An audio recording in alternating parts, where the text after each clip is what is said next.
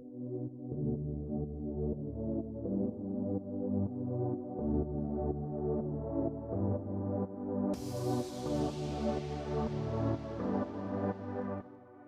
episode is sponsored by Appian, a technology leader in driving digital-first insurance transformation. With Appian's low-code automation platform, you can build enterprise apps and workflows rapidly in an agile environment. I have no idea. You know what? Seriously, you know how many people ask me, so what do you do exactly? Totally. And I'm asking, let me give you like a very long list of things that I do. Exactly. But then, it needs to be like one thing. Otherwise, they'll get confused. So the big question of today that we are going to talk about is, what do you do? The question, what do you do? Not what you actually do. Actually, what do you do? Oh, man. Don't ask me that. It's a long story. But I currently run a tech company called Relativity6. And I guess you're going to ask me as a follow-up, what does that mean? So Well, let me give you Yeah, sure. But before that, you were a guest when we used to do, in-person live events. I think that were you, and when we did those events in Clock Tower Ventures or in Carbon 5? I think it was Carbon 5. Or Swell. Okay, Old one school. of them. Yeah, okay. Yeah. Old school, man. Old school. Like in-person, beers, OG. pizza. I'm an OG tech. I'm an OG InsurTech LA guy. Yes, man.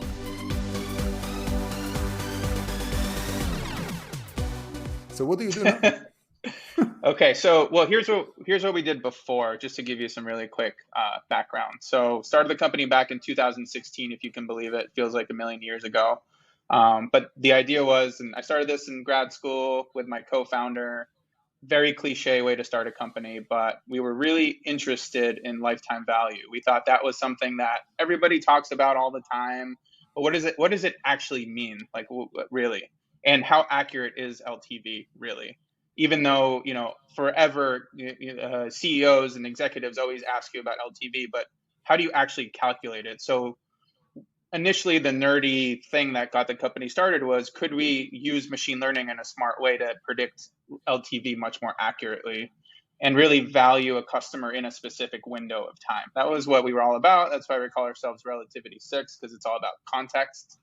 And actually went quite well. We built the platform in school, started getting customers in all these different industries, finally found our way to insurance. Insurance loves lifetime value. And the expression of that lifetime value was propensity for a customer to churn and predicting the propensity for a customer to purchase an additional product. That was everything that we did. So our platform was really all about churn and cross-sell at the end of the day, using machine learning.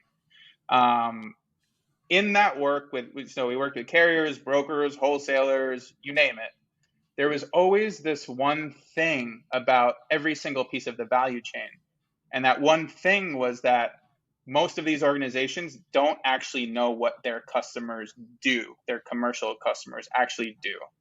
Sounds super simple, but if you think about it, classification is really hard to do at scale. If I gave you, Gilad, 5 names and addresses of companies, and I asked you to map the 6-digit, which is as far as the industry codes go, NAICS codes go, and asked you to actually tell me where those actually fall into, it would be really hard. It would take you a lot of time.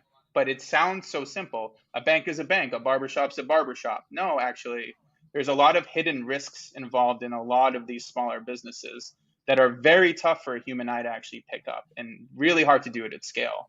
So knowing that, let me say that a big part of our lifetime value platform that was kind of our secret sauce has always been classification.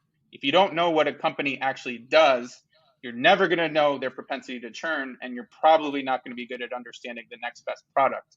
So it's always been embedded. But we had this moment actually as a company when we decided that, hey, wait a minute, classification keeps coming up with every single customer. It's a very hard problem to solve. Let's go 100% all in on this and take out the technology that was embedded within our platform, turn it into an API, and make a business of that. So our company, to answer your question, sorry it took me so long, it's really a company that understands what companies actually do, and that matters a ton for commercial underwriters.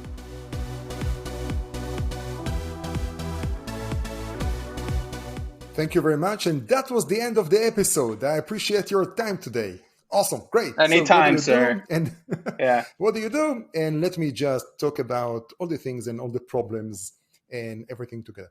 Amazing, man. So, okay. So I don't have any follow-up questions for you. Anything else that you want to talk about? How was the transition from Silver Lake to Echo Park or something in that? Oh yeah, I had to trim my beard just a few inches because you don't really pass in one or the other. No, look, I'll say it's been interesting. So we've been known as one thing, and now we're known as we're trying to be known as kind of another thing. So the transition's been really, really interesting. Interesting, I know, is a kind of a ubiquitous word, but it's had good and bad in it, right? Like there's a lot of pain in switching your team's mission and objective, right? So that was difficult. There's pain in switching between customer bases and trying to kind of say a different thing to different people, or sorry, to the same people. But it's been cool because it's clearly a huge problem. In the matter of like 2 months, we've gotten 95 pilots, which is just with a lot of carriers and platforms and brokers, just a testament to how broken this problem really is, and the excitement from the industry to try to solve it with whether it's us or somebody else.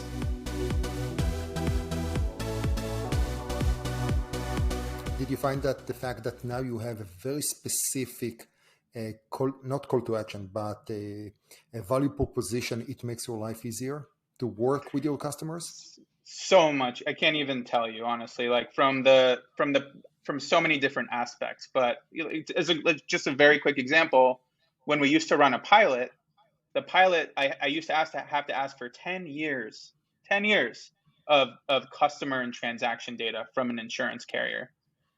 That would take almost a year to get from every company. Procurement took forever. A lot of security related with all that data transfer. Now it's as simple as an API where we can give you a token, test it yourself, see if you like it. So there's that. The other element is pricing, right? Like with what we were doing before, pricing was actually quite difficult because there's so much data cleaning involved in a lot of machine learning. I think that's actually a little hidden secret of the machine learning world. We talk about generalized AI, we talk about deep learning, we talk about all these things, but if you actually want to know what's going on at large enterprise, they're cleaning data. That's like where we are, which is good because you need to do that. But ultimately, most insurance companies don't have clean data for machine learning startups to run their algorithms. So we spend a lot of hours, like people hours, literally cleaning data with all these large carriers. Now, nothing. Yeah. Sorry, go ahead. Now you are the provider of the clean data, and it's funny enough. That's it. One of past teammates or a guy engineer that reported to me in his previous lifetime, he used to work for Google cleaning Salesforce data, because even Google, with all of the insane machinery that we like to think about him, they still get shitty data that they need to clean and to make sure that it's into the normal or the standard that they have. And they have, or we expect them to have really high quality of data. I work there, so I can give you some stories, but maybe that's for another day. No, actually, we are here to talk about startups related to insurance and data, and also, how different are you from Ask Kodiak? Because it sounds to me like it's almost on the same mission of disseminating information through API, which usually it's how to provide that information. Yeah, no, I mean, great question. We actually get asked that a decent amount. I'll say I love Ask Kodiak, huge fan. They've done an incredible job technically from a brand perspective. Almost everyone I talk to brings up Ask Kodiak, and they've done just a great job of integrating. And in general, huge fan of that company. And actually, there's opportunities for us to work with Ask Kodiak, and we're having those discussions now, frankly. because we're so complementary to what they do, right? Because they're so focused on appetite and getting appetite right. But what comes before appetite is, what does the company actually do, right? So we're a natural, like you call it, like pre-Ask Kodiak step of, if you put in a name and address, we'll give you with very high certainty what the numerous things that company does. Maybe they're a carpenter and a roofer, but you just thought they were a carpenter. So we'll give you the multi-class classifications, and that feeds in really nicely to what Ask Kodiak does, because now there's no wasted time. We can be accurate about what they do, so you'll get the right appetite for the right risk. Versus what happens a lot now is it gets, like we're saying, it gets messed up at the moment of asking, hey, what do you do, right? When an agent asks, what do you do? When a broker asks, what do you do? The client just, says whatever they say. I'm a barbershop. Great, but what if you serve whiskey to your customers before they get the haircut? Maybe that's a factor that matters. So we add in all these extra little data points, which helps you get a more accurate understanding of the appetite for the risk that you're actually writing. So it's actually a natural partner and fit, and I'm excited to see what we can do with those guys.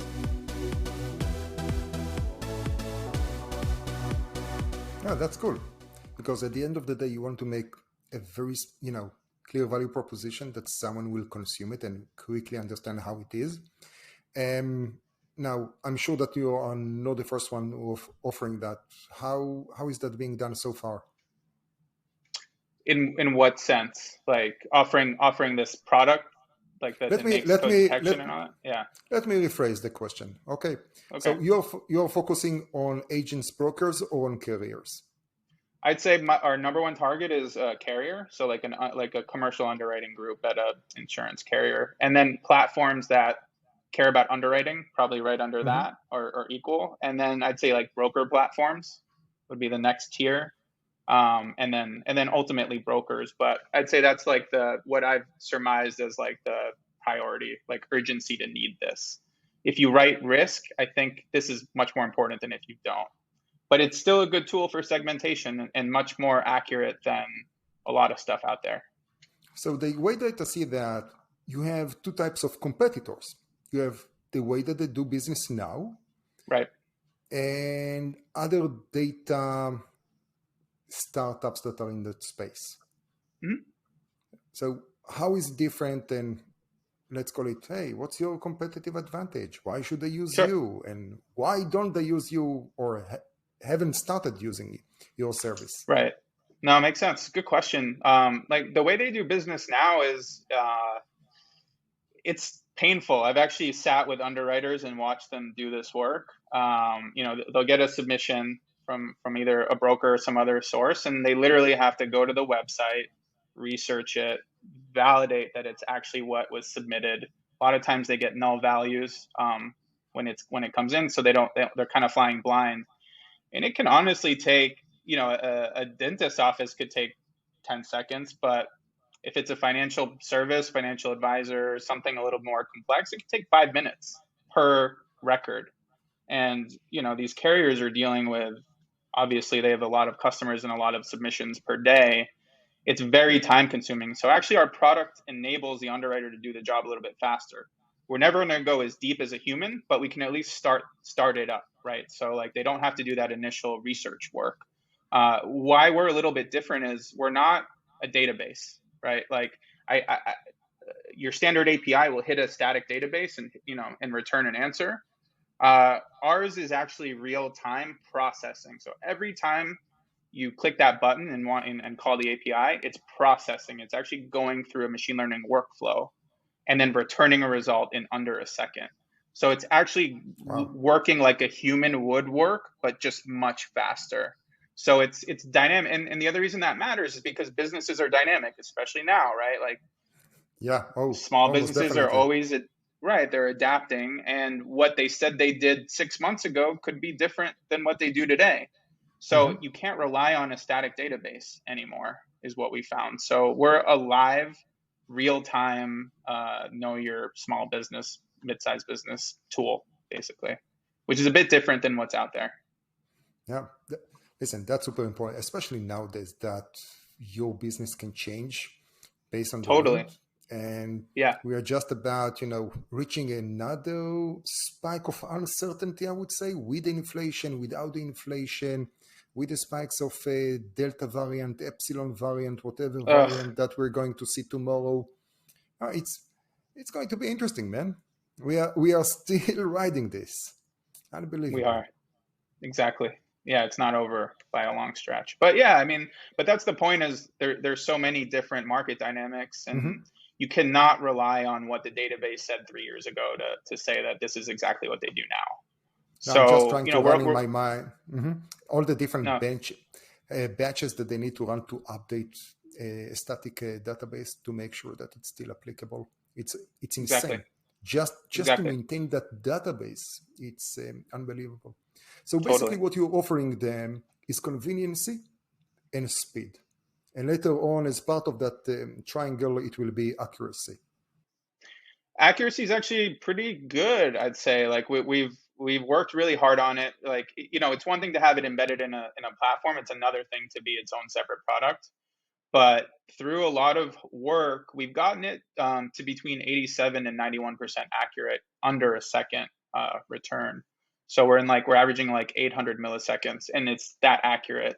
But that took a lot of training, a lot of labeling, a lot of actual groundwork to get there. So we feel good. Like we think we have a market ready solution that's easily integrated, which is, again, completely different than what we used to do. I used to have to fly to Perth, Australia to go sell a customer and be there all day and, talk and show my gray beard and all that. And now, I don't matter. It's does the API work or not? And it's that simple. So yeah, it's exciting.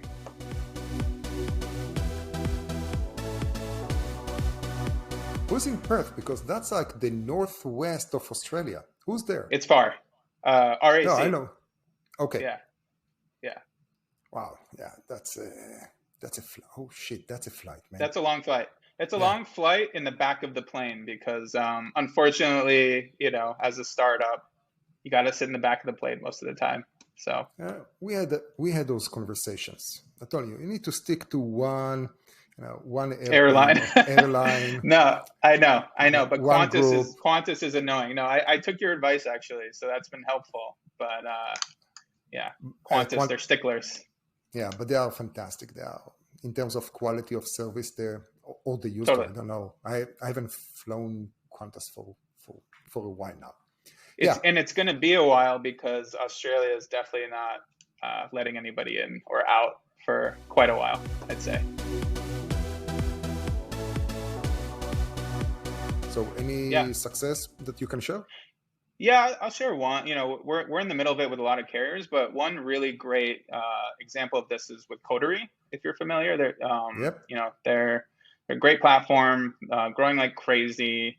They underwrite, so classification really matters for them, right? So we're just a really important part of their tech stack on the back end. And the way that it works in the use case with them and the use case with a lot of these platforms is actually at the point of submission. Because our API is so fast, we can actually fire that answer of what do you do within that form. Because the problem is, with the platforms is they're not going to be talking to these people at the point of submission. It's a platform. So that gives people even more leeway to say, what do they do, right? So in our case, we can be a little validation verification step right at the submission point. So that's the way that we think we're going to be integrating with most platforms. But Coterie's jumped on as a customer. And they're impressed with the time. They're impressed with the accuracy. So that's why we think platforms, especially ones that underwrite, are a great target for us. And especially if you're talking about Coterie and the ability to underwrite, it means online underwriting, direct to consumer, where time is valuable because It's all about the customer experience. So that's another plus for that. And it's not just help to improve the agents or the brokers' efficiency or their little frustration. You enter an information and just wait and wait. Right. And every time that you need to do something, you have that dragging and annoying, painful, it's mental pain that you need to wait. You click and a couple of seconds later, something moves. It's like, It's Speed is infuriating. important. Yeah, no, for Yeah. sure. For Yeah. sure. Yeah. So that's why we had to be so fast, right? Like if we weren't fast, this value proposition wouldn't really work. But again, like a lot of optimization, a lot of figuring out, because it's not a static database. This is actually running every single time. So to be able to do that and run a redundant neural network as you're going and return a result that's accurate, it's a heavy technical lift, which is why we think it makes sense to partner with carriers, because it's not like you could just throw a team together and do this quickly. It would take a lot of time and thought and effort, which is why we think it's a compelling proposition as a vendor. Cool. Now, because we are going to keep this podcast very short, I'll ask you the last question that I ask everyone. Give me a recommendation. A recommendation of what? A book, life hack, a movie, whatever you sort of absorbed in the past 18 months. I'll give you a random fun one. Does that work? Please? Yeah, it's not too thoughtful, but it's great. It's a show called White Lotus on HBO. I started watching it the other day. It's hilarious. I think everyone should watch it if you can. It's so good. That's off the top of my head. Yeah. But White Lotus, if you need a good laugh. Works. Now, let me ask you, did you see Loki or the other one? I need to. The Winter Soldier? No. No, you haven't. Okay. So I'll keep that question to someone else. Okay. Alan, thank you very much for your time today. It's been a pleasure to host you again. It's good to see you, sir. Looking handsome as always. Thank you. I'm blushing. Cheers, buddy.